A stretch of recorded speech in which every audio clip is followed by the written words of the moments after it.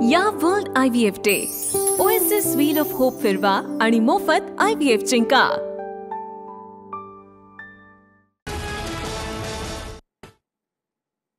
नमस्कार, मी सागर जोशी। TV9 मराठीमध्ये आपलं स्वागत आणि बातमीपत्रात घेणार आहोत काही महत्त्वाच्या बातम्यांचा वेगवान आढावा सुपरफास्ट 50 बातम्यांमधून। भंडारामध्ये मुसळधार पावसाची हजेरी, लाखनीमधील समर्थ शाळेचा परिसर पूर्णपणे जलमय झाल्यामुळे शाळेला सुट्टी, अनेक भागात जनजीवन विस्कळीत। नांदेड जिल्ह्यातील अनेक गावांना पावसाचा फटका, कंधार तालुक्यातील चिखली गावात ढगफुटी सदृश्य पाऊस, आमदार चिखलीकरांकडून पूरग्रस्त भागाची पाहणी। अकोल्यातील अकोट तालुक्यामध्ये ढगफुटी सदृश्य पाऊस, शेतकऱ्यांचं मोठ्या प्रमाणात नुकसान झाल्यामुळे प्रशासनानं पंचनामे करून तात्काळ नुकसान भरपाई देण्याची मागणी। नांदेडच्या दक्षिण भागामध्ये जोरदार पाऊस, नायगाव तालुक्यातील कोलंबी गावात पाणी शिरलं, ग्रामस्थांचं मोठ्या प्रमाणात हाल, जनजीवन विस्कळीत।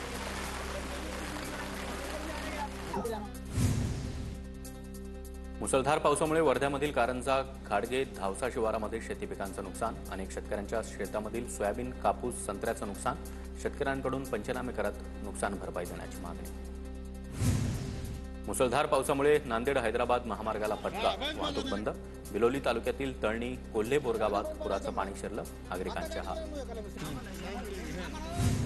नांदेड जिल्ह्यातील काही भागात ढगफुटी सदृश्य पाऊस, अनेक रस्ते पाण्याखाली गेल्यामुळे वाहतूक बंद, काँग्रेस नेते माणिकराव ठाकरे, खासदार रवींद्र चव्हाण यांच्याकडून पूरग्रस्त भागाची पाहणी। नांदेडच्या मुखेड तालुक्यातील हिप्परगामध्ये ढगफुटी सदृश्य पाऊस, अनेकांच्या घरात पाणी शिरलं, संसारोपयोगी साहित्याचं मोठं नुकसान, नांदेडमध्ये पावसाचा जोर वाढण्याचा अंदाज। वर्ध्याच्या समुद्रपूर तालुक्यातील ताडगाव, मंगळूर या शिवाराला पावसाचा फटका, लालनाला नदीला आलेल्या पुरामुळे पिकांचं मोठं नुकसान, शेतकऱ्यांकडून नुकसान भरपाईची मागणी। लातूर जिल्ह्यातील बोरगाव आणि धडकनाळ या गावांना पुराचा पुन्हा एकदा फटका, उदगीर ते देगलूर राज्य रस्त्यावरील पूल पाण्याखाली गेल्यामुळे वाहतूक ठप्प, बोरगावचा जिल्ह्याशी संपर्क तुटला। पुराच्या पाण्याचा अंदाज न आल्यामुळे गाडीसह वाहून गेलेल्या एकाचा मृत्यू, बीडच्या धारूर तालुक्यातील वाण नदीवरील घटना, नितीन कांबळे असं मृत्यू झालेल्या व्यक्तीचं नाव। लातूरमधील शिरूर अनंतपाळ तालुक्यातील धरणी नदीला पूर, शिरूर अनंतपाळ ते धामणगाव जाणाऱ्या रस्ता पाण्याखाली गेल्यामुळे वाहतूक ठप्प, नागेवाडी, कारेवाडी, धामणगाव, गोळेगावचा मुख्यालयासोबत संपर्क तुटला। गडचिरोलीच्या भामरागडमधील पूर ओसरला, पर्लकोटा इंद्रावती नदीच्या पुरामुळे भामरागड आलापल्ली मार्गावरील पुलांवर पाणी साचलं होतं, सध्या पुलावर मोठ्या प्रमाणात चिखल आणि पुराचा गाळ साचल्यामुळे महामार्ग अजूनही बंद। चंद्रपुरातील इरई धरणाचे 7 दरवाजे उघडले, चंद्रपुरात गेले 2 दिवस मुसळधार पावसाची हजेरी, धरणातून 7626 क्युसेक वेगानं पाण्याचा विसर्ग।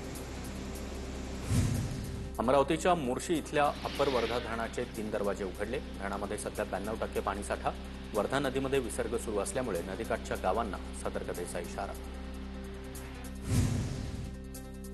जळगावमधील भुसावळच्या हतनूर धरणाचे 8 दरवाजे पूर्णपणे उघडले, विदर्भामध्ये पावसाचा जोर कायम असल्यामुळे हतनूर धरणाच्या पाणलोट क्षेत्रामध्ये पाण्याची आवक वाढली, हतनूर धरणामधून 44,000 क्युसेकनं तापी नदीपात्रात विसर्ग सुरू। अप्पर वर्धा धरणामध्ये 91% जलसाठा, 95% पेक्षा अधिक साठा झाल्यास 24 तासात केव्हाही दरवाजे उघडण्याची शक्यता। अमरावतीमध्ये CCIच्या कापूस खरेदीसाठी 1 सप्टेंबर ते 30 सप्टेंबरपर्यंत नोंदणी करता येणार, शेतकऱ्यांना नोंदणीसाठी पहिल्यांदाच कपास किसान ॲपचा वापर करता येणार, मागील वर्षीपेक्षा कापसाला CCIमध्ये 589 रुपये जास्तीचा दर। जालन्यातील जाफराबाद तालुक्यातील जीवरेखा मध्यम प्रकल्प ओव्हरफ्लो झाल्यामुळे 12 गावांचा पाण्याचा प्रश्न मिटला, शेकडो हेक्टर शेती सिंचनाखाली येणार। धुळ्यातील वरखेडी शिवारामध्ये रानडुकरांचा हैदोस, मक्याचं मोठ्या प्रमाणात नुकसान, त्यामुळे शेतकरी आर्थिक संकटात, दुबार पेरणी करूनही रानडुकरांचा त्रास कायम। नांदेड जिल्ह्यातील 16 शेतकरी उत्पादक कंपन्यांना कृषी उत्पन्न आणि प्रक्रिया व्यवसायासाठी 10.53 कोटी रुपयांचं अनुदान, स्मार्ट प्रकल्पांतर्गत शेतकऱ्यांना उत्पादन वाढ, प्रक्रिया उद्योग आणि विपणनासाठी मोठी चालना मिळणार। अमरावतीच्या दर्यापूरमधील 74 गावांमध्ये स्वयंचलित हवामान केंद्र उभारली जाणार, हवामान केंद्रांमुळे हवामान विषयक अचूक माहिती मिळणार, तर आपत्ती, भूकंप, पूर, गारपीट, ढगफुटी याची देखील पूर्वकल्पना मिळणार। पिंपरी चिंचवड शहर पोलिसांच्या ताफ्यामध्ये सर्व सुसज्ज यंत्रसामग्रीसह मोबाईल फॉरेन्सिक व्हॅन दाखल. गुन्ह्यांची शास्त्रोक्त पद्धतीनं पुरावे आणि माहिती गोळा करण्यासाठी व्हॅन उपयोगी पडणार. किल्ले शिवनेरीवर दर्शन घेतल्यानंतर जुन्नरमध्ये मनोज जरांगे यांची सभा. आपली लढाई आरक्षणासाठी, आंदोलन शांततेमध्येच झालं पाहिजे, जरांगेंचं मराठा बांधवांना आवाहन. मनोज जरांगे यांच्या आंदोलनासाठी मुंबईकडे निघालेल्या व्यक्तीचा हृदयविकाराच्या झटक्यानं मृत्यू. सतीश देशमुख हे बीडच्या वरडगावचे रहिवासी. जुन्नरमध्ये असताना सतीश देशमुख यांचा हृदयविकाराच्या झटक्यानं मृत्यू. जरांगे यांच्या आंदोलनावरून नवी मुंबईमध्ये भाजपकडून बॅनरबाजी. इतिहास कर्तृत्वाला लक्षात ठेवतो, शिव्यांना नाही. भाजपकडून लावण्यात आलेल्या बॅनरवर असा उल्लेख. सांगलीच्या तासगावमध्ये पारंपरिक पद्धतीनं 246वा रथोत्सव सोहळा उत्साहात संपन्न. 1.5 दिवसांच्या गणपती बाप्पाला भावपूर्ण वातावरणात निरोप.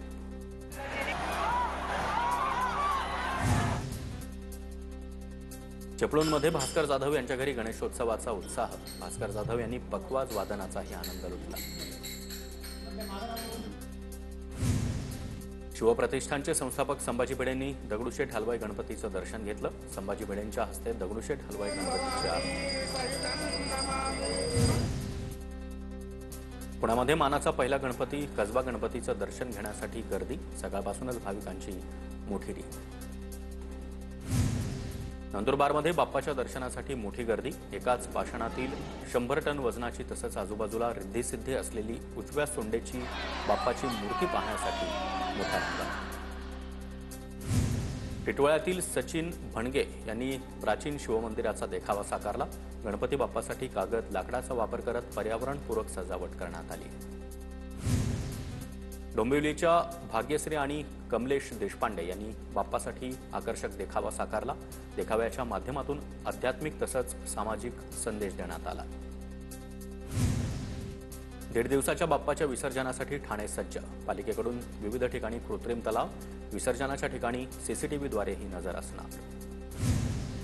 कल्याण डोंबिवलीमध्ये गणेश विसर्जनासाठी 115 तलाव सज्ज. अप्पर पोलीस आयुक्त संजय जाधव यांनी विसर्जन स्थळांची पाहणी करत प्रकाश व्यवस्था, साफसफाई, सर्व सुविधांचा आढावा घेतला. चंद्रपूर महापालिका पर्यावरणपूरक विसर्जनासाठी सज्ज. महापालिकेतर्फे 25 कृत्रिम तलावांसह 25 निर्माल्य कलशांची व्यवस्था. भाविकांनी सहकार्य करण्याचं महापालिकेचं आवाहन. धाराशिव जिल्ह्यामध्ये 27 ऑगस्ट ते 9 सप्टेंबरपर्यंत जमावबंदी तसंच शस्त्रबंदीचे आदेश. आक्षेपार्ह भाषणं, घोषणाबाजी तसंच चित्रफलक लावण्यास देखील मनाई. अप्पर जिल्हा दंडाधिकारी शोभा जाधव यांनी आदेश जारी केले. कोल्हापूर किनी टोल नाक्यावर ठाकरेंच्या शिवसेनेचं आंदोलन. खड्डे असलेल्या मार्गावर टोल वसुली सुरू असल्यामुळे ठाकरेंची शिवसेना आक्रमक.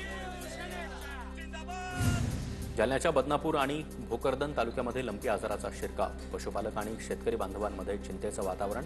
पशुसंवर्धन विभागानं लक्ष देण्याची शेतकरी वर्गाची मागणी. ठाणे महापालिका आणि रोटरी क्लब ऑफ ठाणे लोकसिटीतर्फे ई रिक्षांचं वाटप. गरजू महिला आणि तृतीयपंथीयांना ई रिक्षांचं वाटप. दादरमध्ये राज ठाकरे यांच्या शिवतीर्थ बाहेर कारनं पेट घेतला. मध्यरात्रीच्या सुमारासची घटना. शॉर्ट सर्किटमुळे आग लागल्याची प्राथमिक माहिती.